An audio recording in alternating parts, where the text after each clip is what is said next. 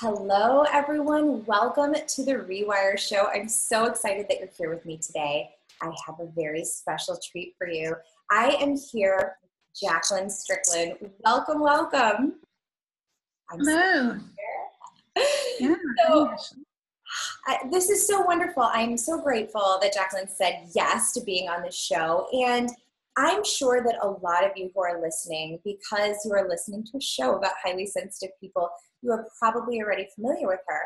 But if you're not, let me tell you a little bit more about her before I start asking her some of my questions. So Jacquelyn is a licensed professional counselor, a mentor, a workshop leader based in Fort Collins, Colorado, and she has worked exclusively with highly sensitive people since 1999. She co-founded the HSP, Highly Sensitive Person, Gathering Retreats in 2000 with Dr. Aaron, and just celebrated the 34th HSP Gathering in Dorset, England. Am I saying that right? Is it Dorset? No, it's actually Dorset. Dorset. Okay, good. I'm glad I asked. Okay, so Dorset, good. And her background in social work, women's studies, cultural diversity, and she has a graduate degree in counseling. They've all empowered and informed her work since finding out about the HSP trait in 1996. Her counseling practice combines therapeutic orientations and coaching principles with her client's spiritual foundation. She shares her work with highly sensitive people all around the world via national and international retreats, workshops, and of course, online classes. She's been certified to utilize the Myers-Briggs Personality Assessment since 1991, and she's a level 2 EMDR therapist.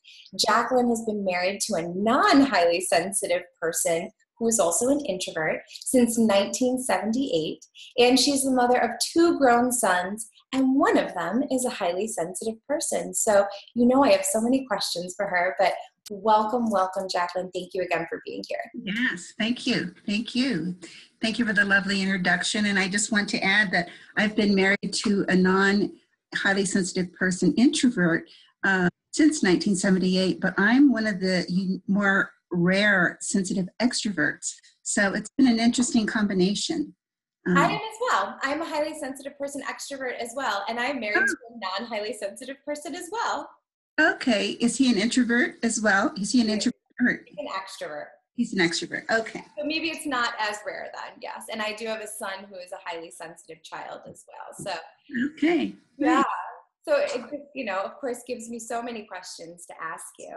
And I guess what I would really like to do is sort of start from the beginning, because I'd like to get some foundational information from you. So could we start by having you tell us a little bit more about you and your journey to becoming a leader in the world of highly sensitive people? Yes, it's a fantastic story that I love to tell, and it's filled with synchronicities, too many to go into on this call, but basically I was waiting for a bus in Marin County in May of 1996. It was a bus shelter. It was raining and cold, and I was in a bad mood, and I was looking around like, where is the bus? And so I was looking at all these flyers that were posted up inside the bus shelter. One that was all tattered and torn and damp, and it said, do you find yourself needing more sleep than the average person? And I was like, yes, I do. Do you find yourself needing more downtime to process the events in your day? I was going, yes. Do you find yourself deeply moved by arts and music? I was going, yes. Do you find yourself being greatly soothed by being in water or near nature? And I was getting goosebumps by this time, and I was kind of looking around saying, who's asking me this unique set of questions? Do you find yourself uniquely spiritual? Do you find yourself leaning toward altruism? And then it said, then you may be a highly sensitive person. And at the bottom was a little tear up, and it was Elaine Aaron's phone number.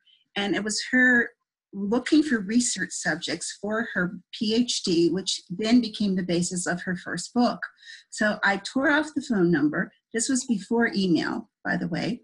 Went home back to Colorado, and kept it in my purse, in my wallet, I think. And she had said that it was going to be a book published. So I got the book and I saw myself on every page. And the next year I decided to try to do a group here in Fort Collins. So I sent a little thing into my newspaper about, time, place, date, what, how much, and thinking nothing was going to come of it. And I got a call from the lifestyle editor that week saying, could I do an interview with you? Because this is an interesting topic that's coming across our media wires. Well, I didn't really know what that was, but I was like, okay. So we did this interview, and the next Sunday morning on the lifestyle page was this huge article, Are You a Highly Sensitive Person?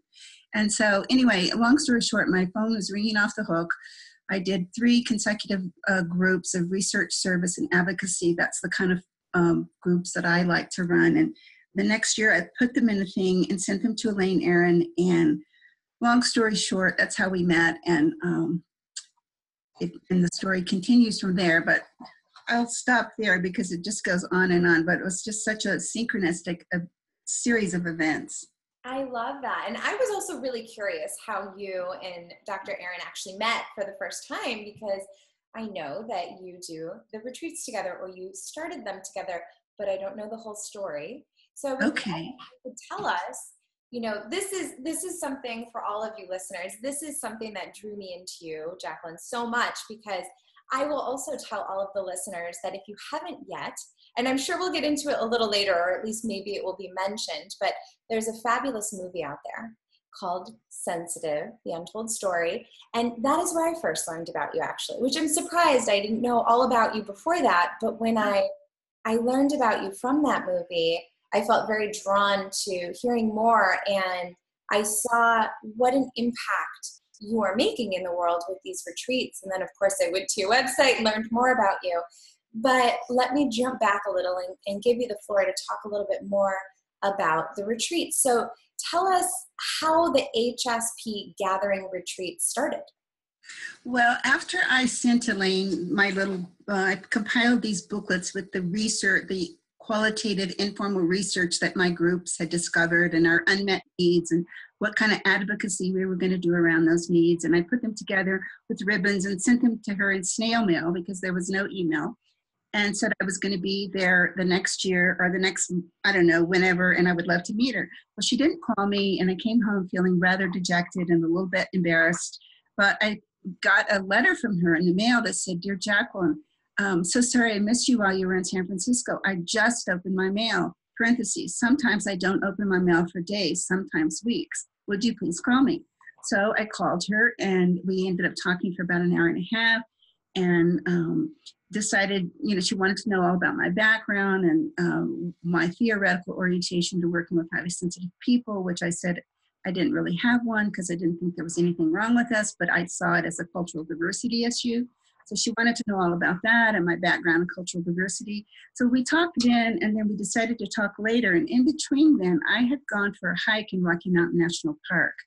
And I was on the hike, and the group in back of me decided to get off the trail, and they were plowing through this gorgeous meadow of wildflowers.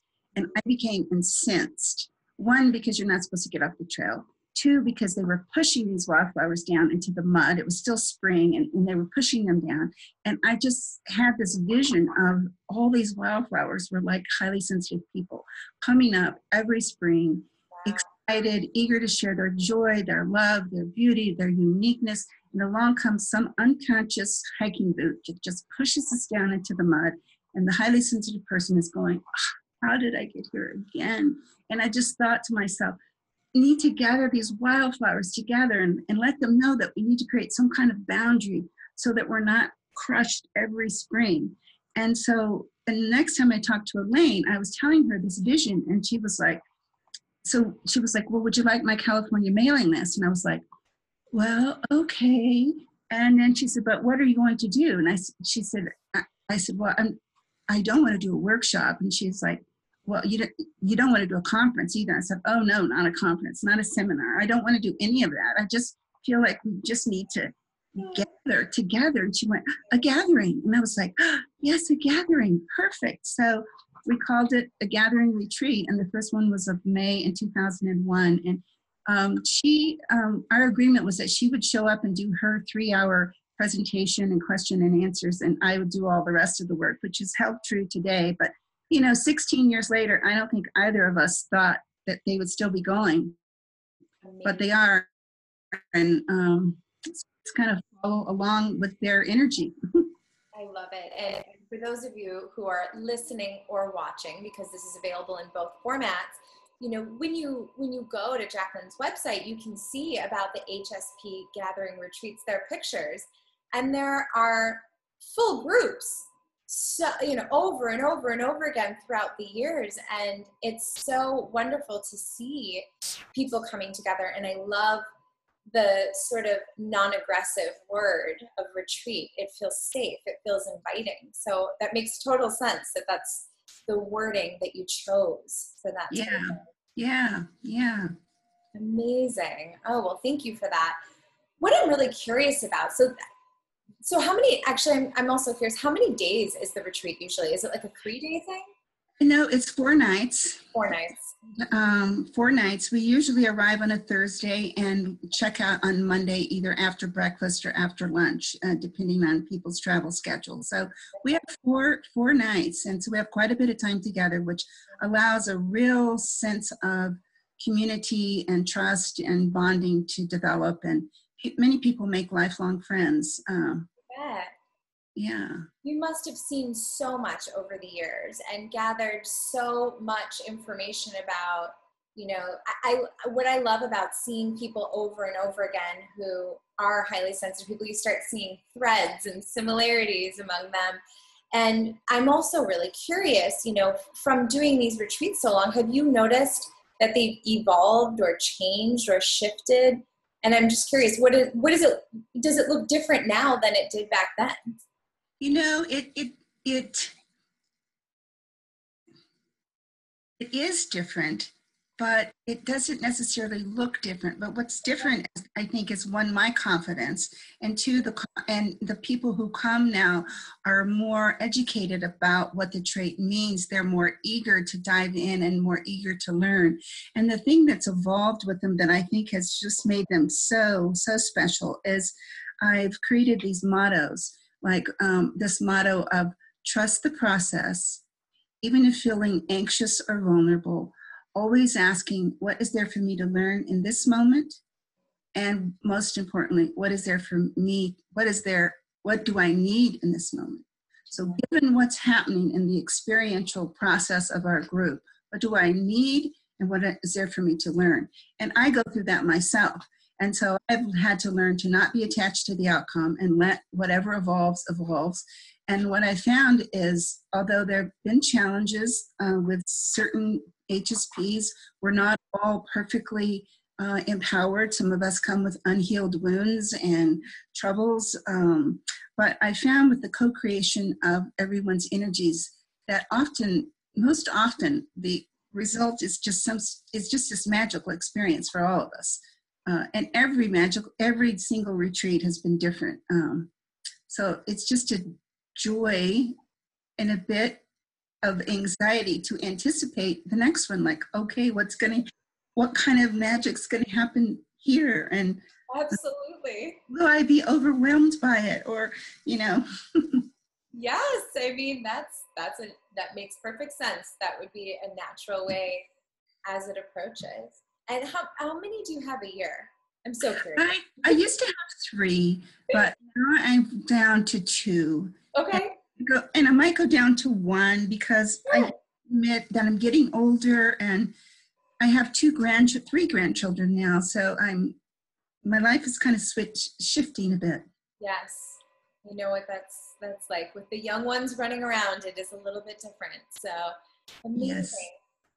While you are in the place that you are, as, a counselor and running these retreats and working with the highly sensitive people, with us, with people like you and I, and also so diverse and different differences among them. I'm curious, I have found that a lot of people are viewing, even now with all the information, some people come into it and they're fresh and new, but they're really struggling with looking at their sensitivity as a weakness. So I'm really curious, what do you say, or how can we pivot, the listeners, how can we pivot from looking at our trait of sensitivity as a weakness to looking at it as a gift? Right. That's an excellent question, and it's really not an easy answer, but I will say that it is a journey. Yes. I think it's a spiritual journey from going, I have created these stages of awareness and acceptance around your trait. So as you had said earlier that you were in denial about it, and then you go from denial to being disparaging about it, like, oh, I'm too sensitive, I'm too weak, I've got to buck up, going to actually acknowledging it. Okay, maybe I do have needs that are different than someone else. And then going into affirming it, which is, wow, these gifts are pretty interesting. I have something to offer uniquely to the world, going into promoting it. But as I said, it's a journey. And part of that journey is being aware of the stage you're in, but why you're in that stage, and how. I know Ted Zeff, in one of his books, he talks about the boy code. Well, I've also identified a woman code and an HSP code and a man code. For example, we know the women code. Many of us internalize messages that we have to be pretty, but not too smart, thin, but not too thin.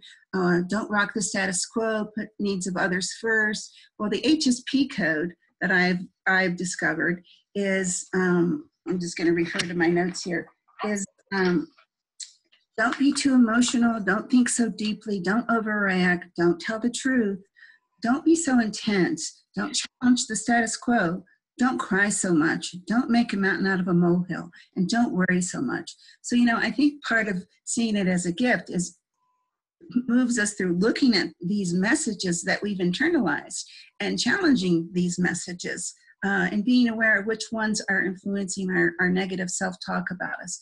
Like I said, it doesn't happen overnight. For many, many highly sensitive people, especially if they come from really hurtful, dysfunctional childhoods, it can be an arduous task to move along to becoming empowered and seeing it as a gift. But it's a struggle that is just so worth pursuing. Absolutely. I completely agree. And I love that you got your notes out, because the things that you just listed, I was just nodding and nodding because it's so true. And I mean, I can't tell you how many times I have in my own personal life heard, don't be so emotional. Like, just figure it out. Toughen up. Don't be, so dramatic. Don't, you don't need to process things that deeply. Care less, so many things you touched upon.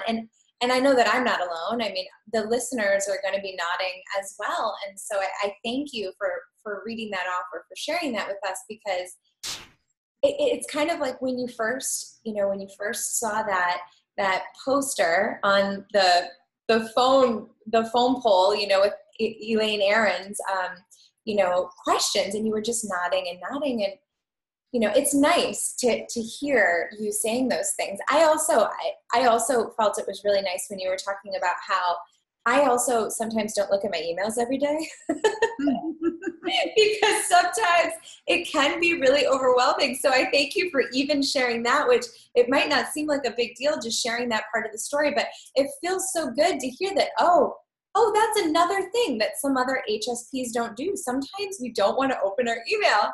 What's going to be in there, Yeah. So thank you for that. Mm-hmm. Something else I find a lot of people approach me with is they know they're intuitive, but they don't know how to trust their intuition. And they're so stuck in that cycle of, sort of being afraid of being wrong and sort of getting the wrong intuition. And I would love if you could speak to that a little bit and just sort of help the listeners who are struggling with trusting their intuition. What can you say to them? Yeah, well, I think intuition comes naturally for some HSPs, especially if their dominant Myers-Briggs preference is intuition. For those who it's not, and that's just a few of the Myers-Briggs types that are not, intuition is not their dominant preference, but it can be difficult. And so I have this thing called a personal faith journal that I use clients, and it sort of asks them just something like, have them ponder what wants your heart's attention. If you're a Christian or you pray, what are you praying for? What are you striving for? What are you hoping for in different areas of your life? And so then the next column is, what is your personal responsibility for making that happen? So should it be making that phone call? Should it be taking that class? Should it be reading this book? And then inching forward and trusting something, and then waiting for a sign from the universe. And if you're on the right track, you're going to get a yes. You're going to call that person, and they're going to go, "Oh my God, I can't believe you called me." And it's going to be a yes, and then that's going to lead to something else, and to something else. So to me, in a way, intuition and having faith in the smallest of actions can actually be proven by a yes from the universe. I love that. And then the other thing is to go into nature. I do this nature as healer and teacher activity at almost all the gatherings. And it's to go into nature and to actually ask for wisdom based on what are you seeing, feeling, what images come to mind, what you hear, and just listen for guidance there. That is a huge one for me. I always go to nature when I am really struggling with some troubling situation. And then finally, I have learned to tune into my body when making decisions. And I learned this from Dan Siegel at a workshop of his, which he had us close our eyes, and he said the word yes 10 times, and then we closed our eyes and he said the word no 10 times. So there was a distinct difference in my body. When he was saying no, it was closing and it was contracting. And when he was saying yes, there was a feeling of expansion. So now when I have to make a decision, I go to one side of the room is the yes, the other side of the room is the no, and I do get a definite sense of either contracting or expanding. So when I get the expanding, I'm like, okay, that's a yes. I'm going to go for it. I'm going to see what the universe responds to me on that. And I just sort of play this game of playing with my intuition and seeing what happens. Amazing. I love that you bring your body into it too, because I've seen so many of us not utilize the awareness from our body like that, because, our body is very sensitive and we feel a lot. And sometimes we want to suppress that, like I told you I had done in the past. So I thank you for that tool. And it's also so practical and applicable right now. All of the listeners, you can take away this nugget of amazing information in this tool and utilize it right now moving forward. And it'll help you increase your trust of your intuition and know if it's a yes or a no, and test it out on yourself. So, exactly. And then I'll be happy to share the Nature as Teacher and Healer exercise that I've published in my newsletter before. I don't think I sent you that link before, but I can share that link, and then the listeners can go and actually go into nature with their little instruction sheet on just view. So that'd be great. Yes. Okay. So I will have the link below the video or below the audio, wherever you're listening or watching to this. The video or the link will be available for you. So thank you for offering that. That's amazing. Yes. Such a great contribution. Very cool. So another reason, shifting gears just a little bit, another reason I was very curious to speak with you is maybe the most response from people within the things that I've offered to the community of highly sensitive people. The biggest response has been people who are highly sensitive in a relationship with a non-highly sensitive person. That has been the largest response by far. And so I wanted to talk to you a little bit about that. And I'm especially happy to hear that you have personal experience, but I know you have a lot of professional experience as well. So can you give the listeners some suggestions on things they can say to their non-highly sensitive partner to help them better understand how we function and how they can handle us when we are upset or sensitive in some situations? Yeah, I'd love to. First of all, I want to say, I know Elaine Aron has a wonderful book, The Highly Sensitive Person in Love. Yep. And I just want to say, I've been asked, true or false, do highly sensitive people have trouble in relationships? Answer, yes, of course they do. Why? Because all people have trouble in relationships. It's not just us. So we have unique challenges, but other relationships have challenges too. So I don't want HSPs to feel like, oh, I can't make it in a relationship, because it takes work. And so I think how we function is that it's up to the HSP to educate their partner. First, to educate themselves thoroughly. Second, educate their partner through film, books, discussions, and examples, especially when the HSP, or let's say myself, especially when I'm experiencing something specific to the DOES, depth of processing, overstimulation, emotional intensity and responsiveness, sensitive to subtleties. It's a teachable moment that I can share with my non-HSP partner about, this is what it's like for me right now because I'm experiencing this because of this. And so I don't want him to handle me. I find that rather patronizing. I want him to respond to me. I want him to, I want to be able to tell him specifically what I need in those situations. So the responsibility comes back to me to educate him and tell him specifically what I need. Do I need a hug in that moment? Do I need someone to just listen to me without giving me advice? Do I need someone to offer? I often go to my husband because he's so different than me, so totally different than me. And I just say, I just am looking for another perspective. I don't want you to devalue mine, but I just want another perspective that's different than mine to give me a different frame. And so, and I think that unfortunately during this process of two partners understanding each other, unfortunately there's conflict. Highly sensitive people tend to shy away from conflict, but I find it is incredibly important to handle conflict in a way that is honoring of both people. And it's not all about the HSP needs, because the non-HSP has needs as well. And so to honor both of those needs, and something that I've learned for conflict resolution that's been so helpful is learning nonviolent communication. So I would encourage the listeners to check that out and to become fluent in how to do that. So when conflict does arise, you at least have some background and some tools to approach it. I can tell you what a non-HSP partner, shouldn't do is, yes, tell us. let me find my notes here, because we don't need patronizing, we don't need fixing, and we don't need devaluing of our perspectives. We need to be honored for our different perspectives, even though they might be different and most likely are different from our non-HSP perspective. And then to somehow, I know my husband and I often get into his way or my way, and it can be, Right. And we've learned to say his way and my way, and is there a third way? And to honor that third way and to seek it out. So I love that. And that word honoring, it seems to be, when I was researching about you, it's also a word that you used about retreats. Like you create a space where you're honoring the people. Am I right? Is that true? yeah, honoring weaknesses. Yeah.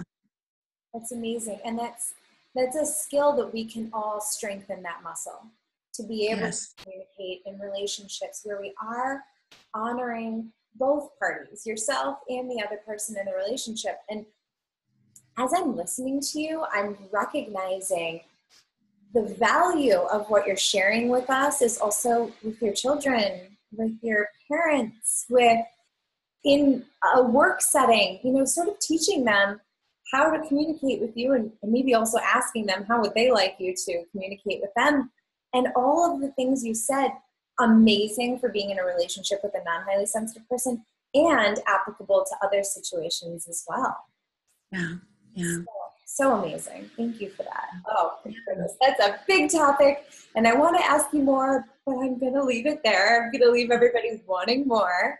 So something else I wanted to ask you about, and I love asking people this question, and just out of pure curiosity, I'm so curious, what is your dream for a better future for highly sensitive people? What is that?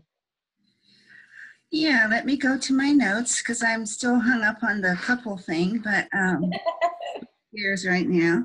I know. It's an amazing topic, and I'm so grateful for everything you shared. And Yeah, we could talk forever about that. Oh, we could. And that's what I love about the gatherings is that many times we do talk forever.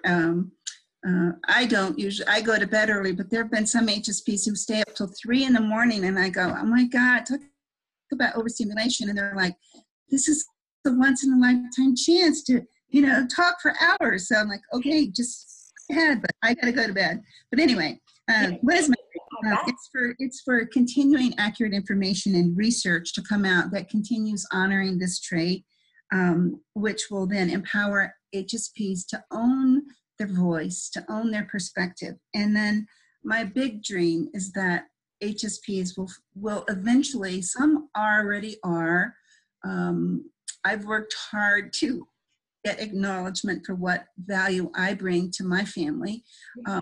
It's not always tangible. It's not always in the way of financial rewards or success, but it is in a way of, empathy and compassion and my commitment to social justice and my role model to social justice issues and for HSPs to get acknowledged as the healers and artists and the leaders that they are, the ones that are, behind the scenes, trying to make the world better. And I would love to see us get more recognition for those contributions.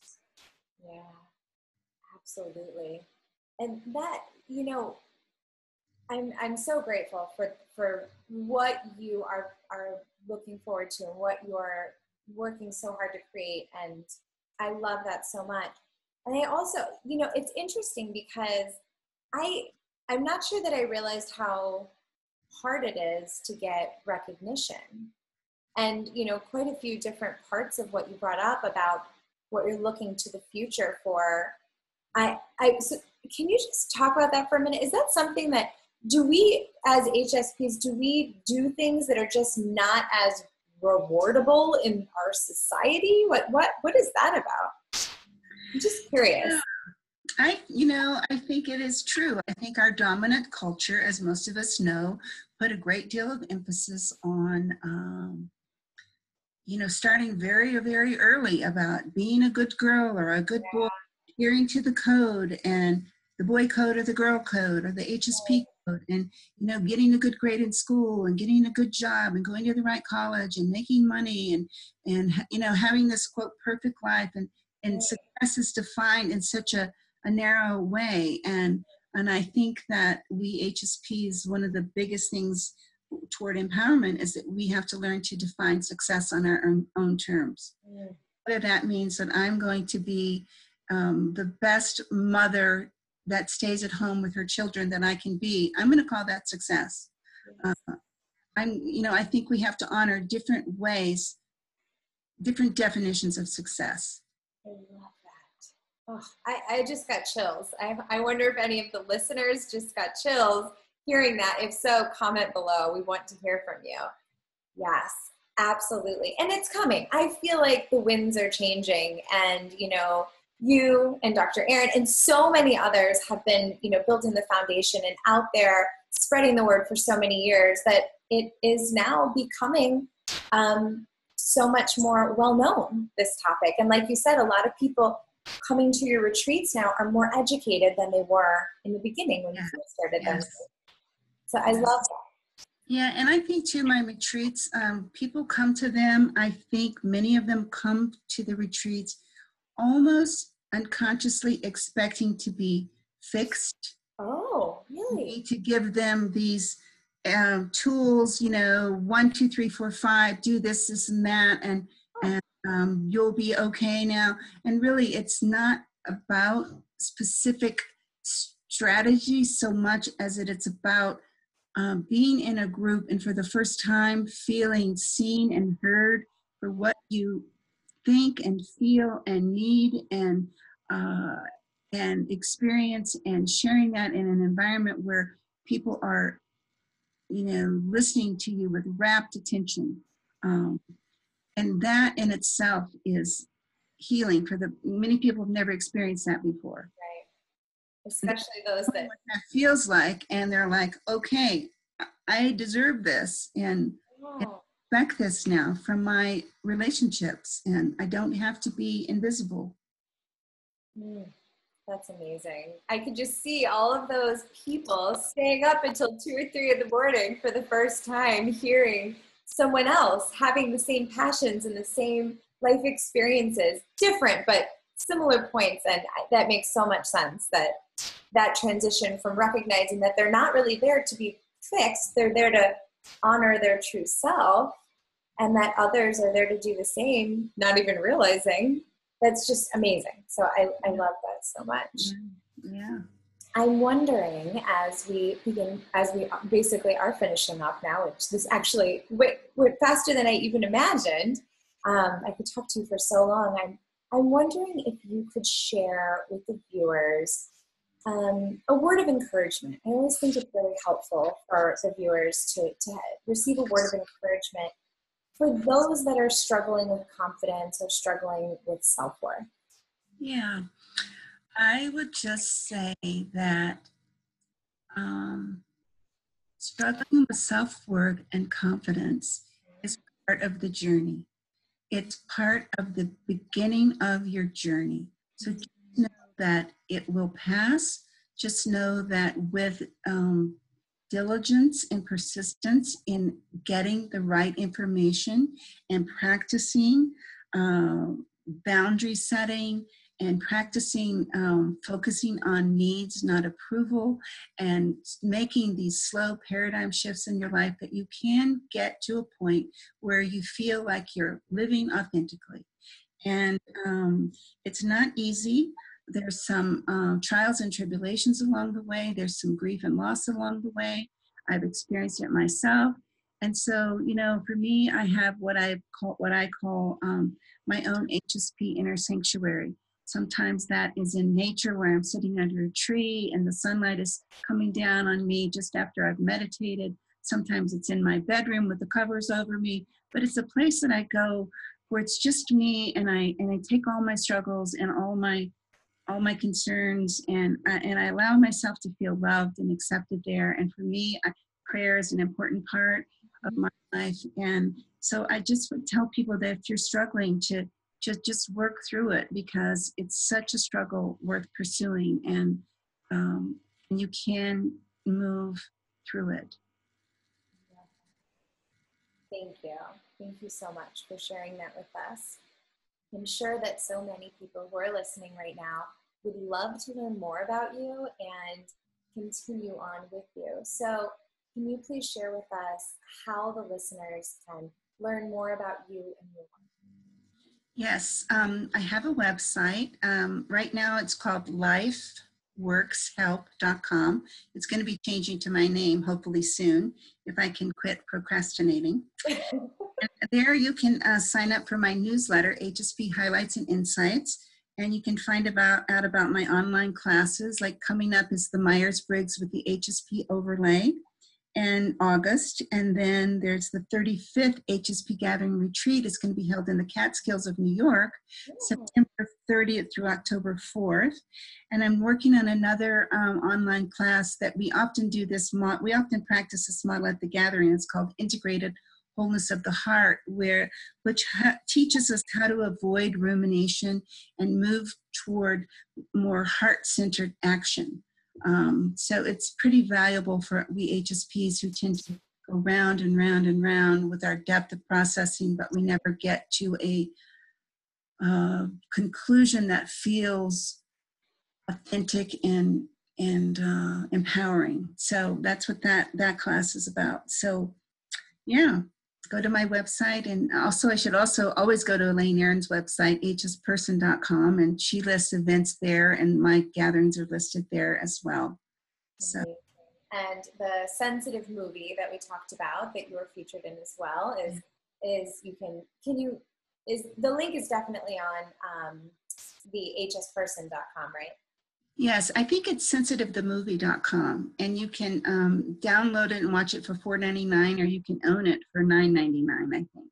So it's so worth showing to your church group, your family, your start a meetup and show it. Yeah, it's wonderful. Absolutely. Absolutely. I love that idea. That's a really good idea. Yes. Download that, buy that, and put a gathering together. Excellent. So all of these links, and you're on social media, you're active on social media as well. So I'll include your social media links below as well. So for any of you who are listening, you know, you have access to all those links, and I hope that you will continue the conversation with Jacquelyn. And I'm so grateful that you joined us today. Thank you so much, Jacquelyn. And okay, go ahead. I was going to say, oh, thank you. You're welcome. It's been really fun, and I love sharing wisdom and conversing with other highly sensitive people. So it's always wonderful. Me too. Absolutely. This was such a pleasure. And Okay. we would also love to hear from all of you, your thoughts about this interview, any questions or comments that you have. So please post your comments underneath this video, and we will be sure to get back to you. We would love to hear from you, and we can continue the conversation there. So thank you again for joining us, and we'll see you on the next episode. Bye, everyone. Bye.